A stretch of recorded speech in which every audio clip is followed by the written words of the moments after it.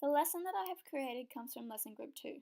It is a simple lesson that allows the students to explore the contextual background of Anne Frank before they go on to read The Diary of a Young Girl.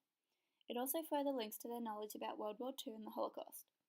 While it is a simple lesson, there have been many considerations that I have taken to ensure that the learning needs of Myuran are being met. Myuran is legally blind, and so many measures need to be taken to ensure that he is effectively being taught the same content as his peers.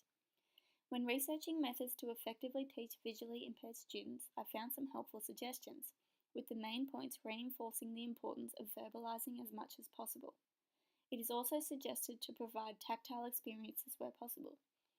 I've tried to account for these suggestions in 3 places throughout the lesson. The first being an activity where students are required to read.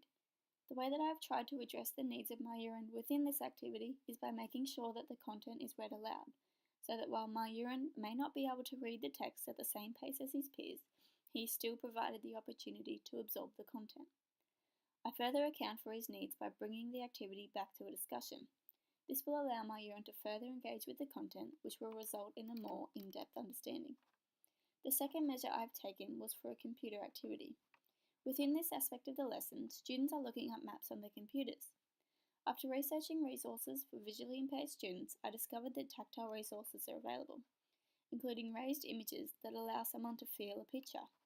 And so I have decided to include this for Myuran, so he will be able to feel where on a map Amsterdam is located, giving him somewhat of a contextual idea. A third task that Myuran may not have been able to effectively engage with was a virtual tour of the house of Anne Frank. I have tried to address this through questioning the students so that everything is verbalized. While the majority of the tour features voiceovers of the important information, the questioning of what can be seen ensures that Myuran will too get a feel of the house, giving him some contextual background knowledge. While I have taken these individual measures to ensure the needs of Myuran are being met, the lesson as a whole effectively engages with aspects of the quality teaching model. The first element this lesson engages with is substantive communication within the intellectual quality sector. This element of the model encourages teachers to ask students to elaborate their responses through questions like, "Why do you say that?"